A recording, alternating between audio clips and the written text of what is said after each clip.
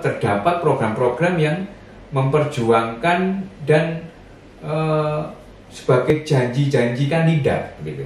Citra kandidat itu mengacu pada sifat-sifat pribadi yang dianggap sebagai karakter kandidat itu.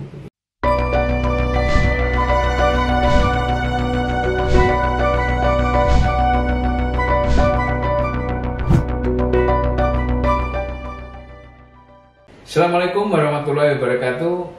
Salam sejahtera dan salam sehat untuk kita semua. Ketemu lagi dengan saya Ratno Sulistianto di Data Politik episode 2. Sahabat Indopol, kali ini saya akan menyampaikan terkait perilaku politik masyarakat Indonesia, gitu ya. Kalau di dalam ilmu politik ataupun ilmu komunikasi politik, perilaku pemilih masyarakat Indonesia ini biasa disebut dengan voting behavior, ya. Nah, teori voting behavior nanti coba kita akan ulas beberapa penelitian terkait perilaku pemilih ini, biar kita bisa jelas bagaimana membaca dinamika politik akhir-akhir ini, tidak lepas dari perilaku pemilih itu, begitu ya.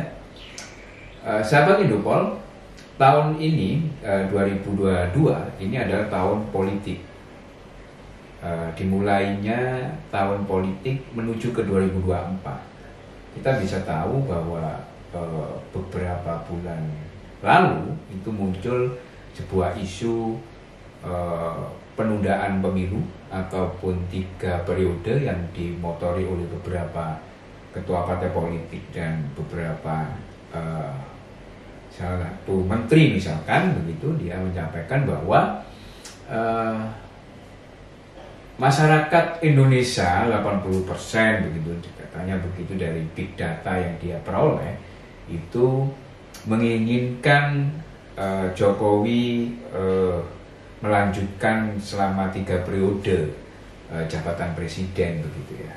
Ini tidak lepas kemudian dia membaca perilaku pemilih atau perilaku publik masyarakat kita. Nah, terlepas dari perdebatan itu, begitu ya, yang kemudian isu itu menjadi sudah menjadi barang yang dibuang di tempat sampah, begitu ya. Selain isu tersebut, itu muncul beberapa dinamika politik yang terjadi akhir-akhir ini adalah koalisi antar partai yang sudah mulai dibangun, gitu ya. Muncul KIB misalkan antara Golkar, PAN dan P3, yang dimana KIB ini mengusung Ganjar Pranowo, begitu ya. Meskipun kemudian akhir-akhir ini nama Ganjar Pranowo sudah dipastikan tidak akan maju selain dari partai PDIP, begitu ya. Nah, kemudian ada koalisi yang dibangun oleh Prabowo dan Caimin dengan Gerindra dan PKB-nya dengan nama koalisi Kebangkitan Indonesia Raya, begitu ya. Ini menandakan bahwa dinamika politik Indonesia sudah mulai berjalan dinamis, bahkan memanas, begitu ya. Dan ditambah dengan munculnya beberapa sekelompok masyarakat itu mendeklarasikan nama capres, misalkan Ganjar Pranowo ataupun Anies Baswedan, begitu. Nah, sahabat Indopol, sebelum kita jauh membahas terkait perilaku pemilih di Indonesia, kita bisa membuka referensi kita terkait riset-riset terdahulu terkait perilaku pemilih, di mana ada beberapa faktor yang mempengaruhi. Pertama adalah sosiologi. Faktor sosiologi sangat mempengaruhi perilaku pemilih kita, gitu. Itu mulai dari umur, pendidikan, tingkat ekonomi, gender, kemudian pendapatan misalkan, begitu. Namun ini sifatnya normatif karena istilahnya alasan demografi ini kan normatif saja begitu ya.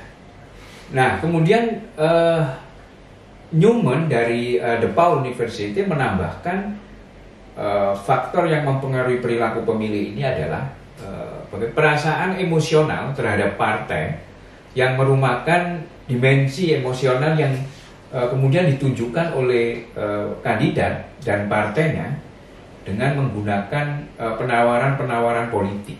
Gitu. Dan kedua, Newman menemukan bahwa isu-isu dan kebijakan yang ada di dalam kandidat atau partai ini itu terdapat program-program yang memperjuangkan dan sebagai janji-janji kandidat gitu. Kemudian Newman juga dalam risetnya ini menyebut bahwa citra kandidat itu mengacu pada sifat-sifat pribadi yang dianggap sebagai karakter kandidat itu begitu. Nah, kalau kita melihat konteks Indonesia misalkan, ini ada temuan survei dari Indopol Survei gitu ya. Ini alasan utama mengapa publik memilih presiden di 2024 gitu. Ini hasil temuan survei kami gitu. Satu, publik menginginkan sosok kandidat ke depan di 2024 ini yang jujur, bersih, kemudian bebas dari korupsi begitu ya. Ini cukup besar, ada 23,30%. Kemudian publik juga menginginkan capres ke depan itu tegas dan dekat dengan rakyat. Ini hampir sama, ada 23,10%. Sementara publik yang menginginkan visi dan misi yang jelas terhadap kandidat capres ke depan ini sebesar 13,30%. Kemudian mampu bekerja menyelesaikan masalah bangsa ini sebesar 12,80%.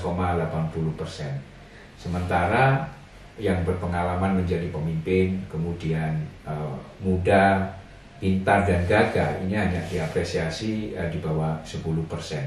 Ini menunjukkan bahwa publik itu sangat menginginkan sebuah sosok calon presiden yang mempunyai karakter bersih dari korupsi, jujur, kemudian merakyat begitu ya. Nah, ini dikonfirmasi dengan temuan lain, yakni terkait dengan latar belakang apa atau profesi apa yang diinginkan publik dalam menentukan capres 2024 nanti. Di sini bisa kita lihat bahwa kepala daerah yang paling tinggi ini ada 23,60%. Kemudian yang kedua adalah TNI. Ini sebesar 21,63%. Nah, sementara yang lainnya misalkan kayak intelektual dan cendekiawan ini ada 16,91%.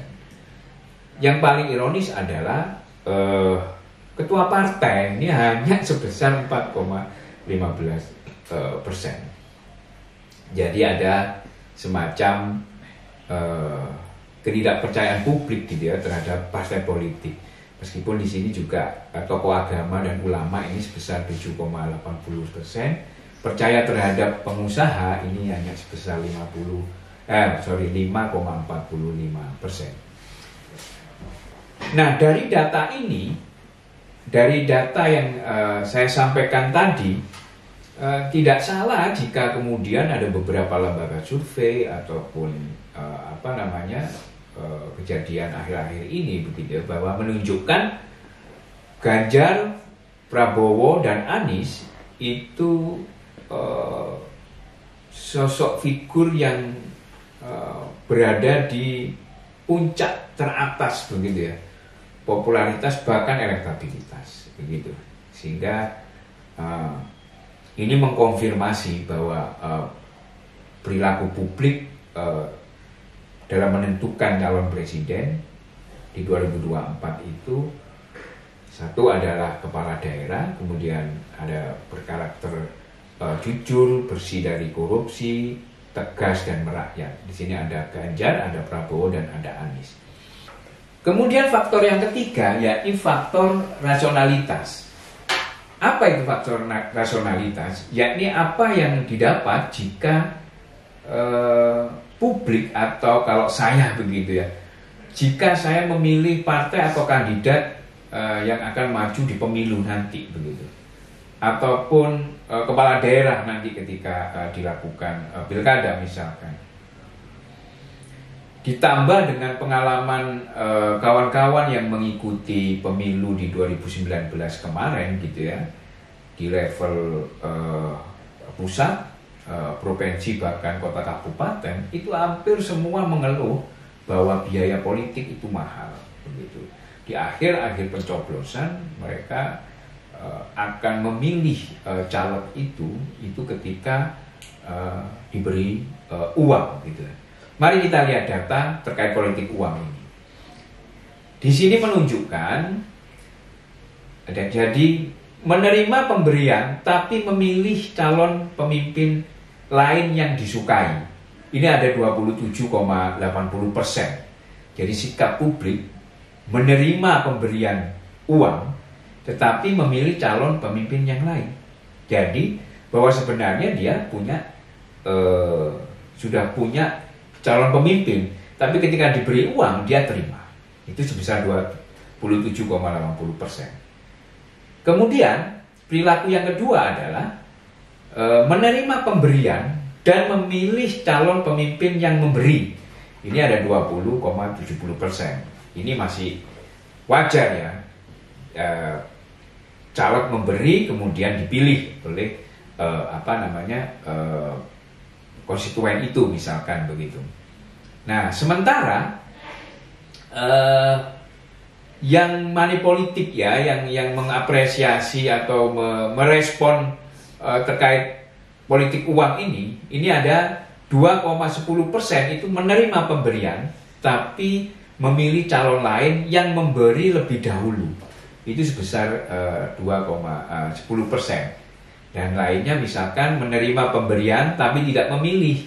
Jadi hanya menerima uangnya itu 1,60%. Ini dengan sama, yaitu menerima pemberian tapi memilih calon pemimpin lain yang memberi lebih besar gitu ya.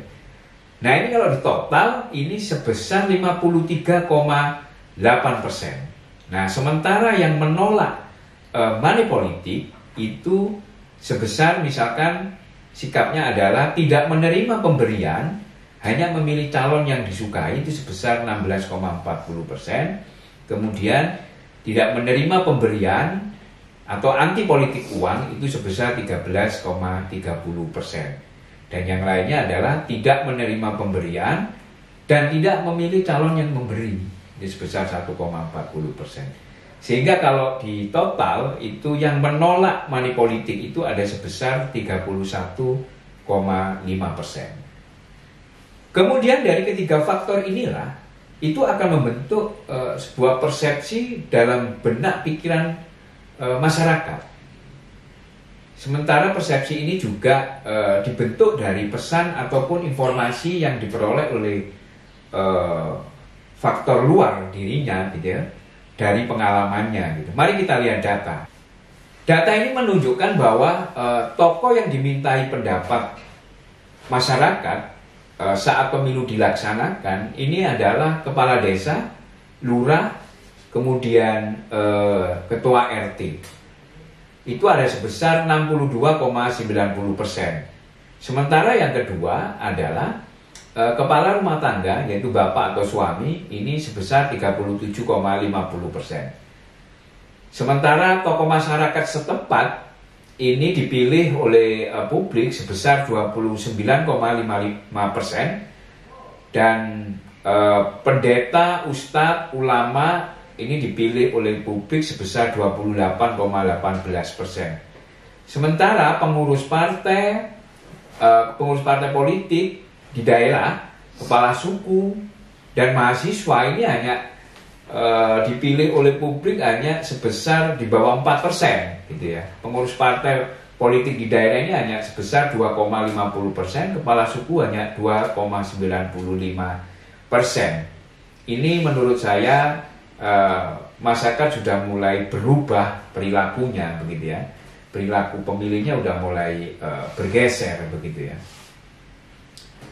Nah, sahabat Indopol, kira-kira begitulah bagaimana perilaku pemilih masyarakat kita untuk pemilu 2024 nanti.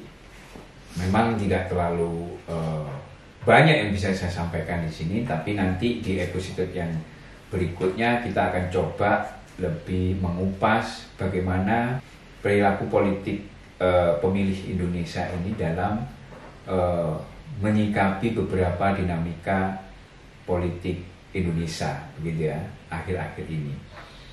Semoga ini bisa bermanfaat dan kita tidak salah lagi di dalam membaca perilaku pemilih masyarakat kita, dengan harapan pemilu ke depan betul-betul adalah sebuah pesta demokrasi yang sehat dan membuat kita menjadi bahagia. Sampai ketemu di Data Politik episode berikutnya. Assalamualaikum warahmatullahi wabarakatuh.